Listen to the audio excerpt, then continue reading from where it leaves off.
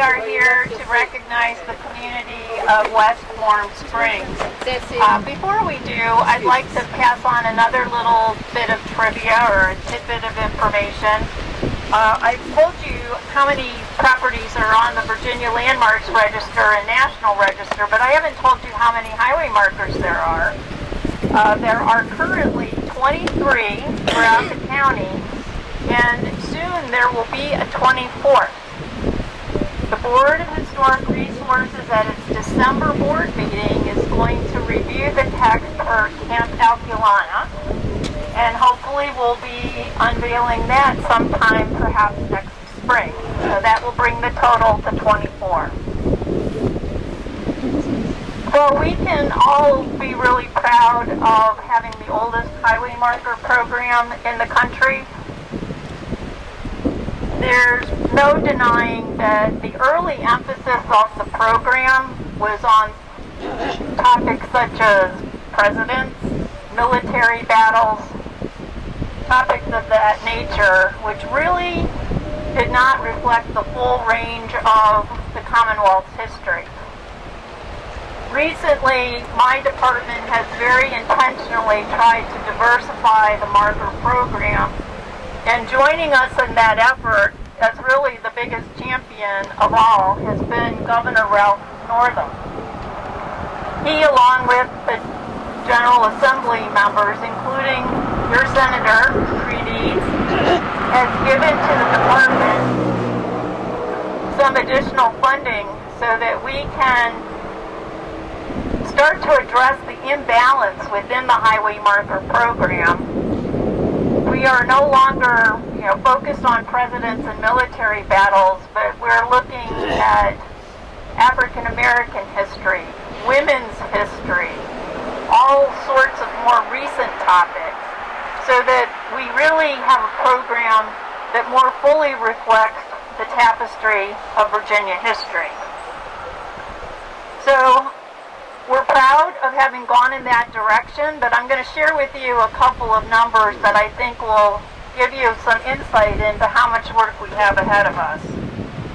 Currently, there are 2,836 markers in the system, 370 of which relate to African American history in some way. That is only 13%. So that is a very embarrassingly low number, shockingly low. But the good news is that over the past 4 years, 48% of all new markers have addressed African American history. So we are setting the pace, we are catching up, and we intend to keep that as a priority going forward. And again, thanks to the state legislature, we have some funding that makes that possible. We've also been able to publish a book on African American highway markers that are part of our system. I wish I had brought a copy to hold up, but it is available on our website, and it's also available digitally. You don't have to purchase a copy. You can go online and take a look at it.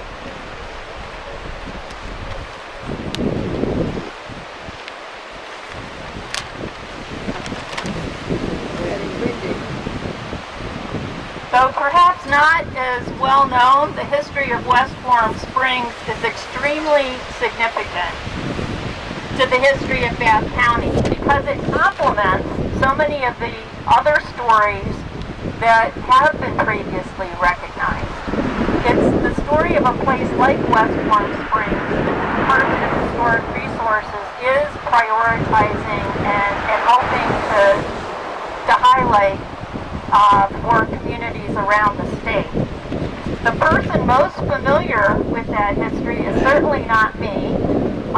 To speak about the history of West Warm Springs is Perlista Henry.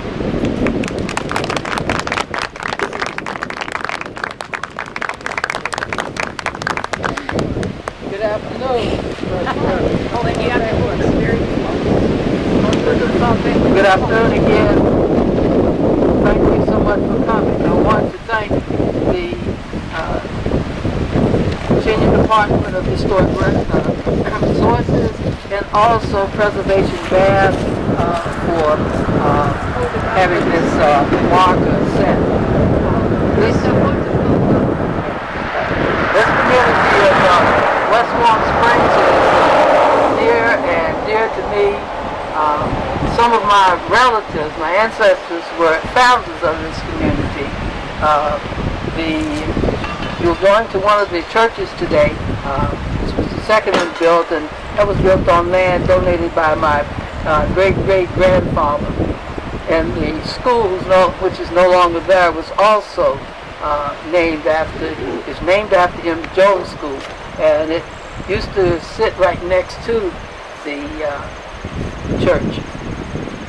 In this community, because I've been a part of it for 76 years, and there's so many memories here, like the store, the old Webb store, that's now an antique store, but that was part of the community, the center of the community. You bought everything that you needed, from fabric to make the baby's diapers to the coffin to bury them in the cemetery that's right over the hill behind these houses.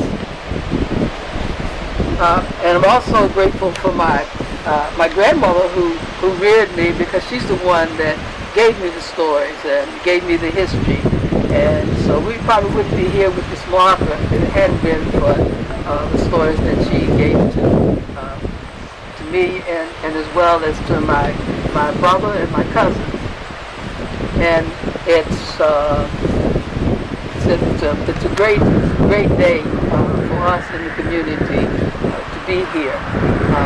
There were community stores, there were organizations, there were picnics, there were parties. It was a vibrant community about until like the 1970s, and just like so many other people in this community, and otherwise, kind of the young people left to go on to different avenues, but their spirit still comes from their ancestors who came here. And again, I'd like to thank you for coming. Next, we will be going over to Mount Pisgah Baptist Church. You can take the bus, and it's just about like a half a mile down the road and up the hill, and so we hope to see you there. Thank you. There we go.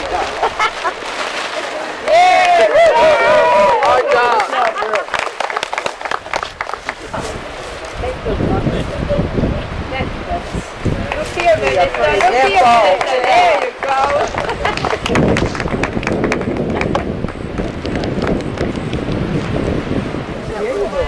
Ms. Langan, Yes. you're going all over the state with new markers, and you say there's a new emphasis on African American markers. Have you seen many of those being placed in Western Virginia? Not nearly as many as we would like.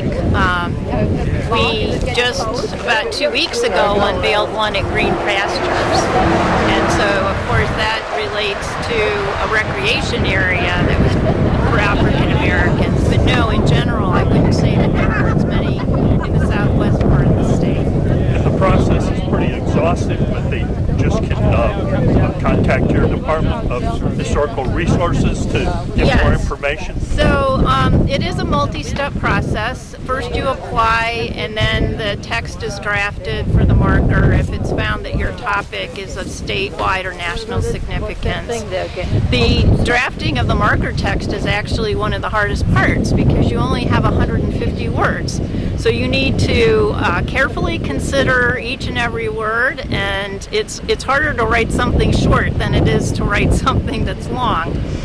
And then it finally has to seek the approval of the Board of Historic Resources, which is a board appointed by the governor. But one thing I would add is that the governor and the General Assembly has given to the department some funding so that we can actually help communities cover the cost of the markers. So I would want people to be aware of that and not be deterred from applying just because of the cost. We can help with the cost. Give us a feel for What is the cost of a marker like West Warm Springs marker? So the foundry that casts those markers charges about $1,800 for a marker, which is not unreasonable, but it is $1,800. And then depending on the jurisdiction, there may be an installation fee. If it's installed within the VDOT right-of-way, VDOT actually does have a private contractor who they hire, and then they need to be paid for doing the installation. Thanks very much for speaking with us. My pleasure.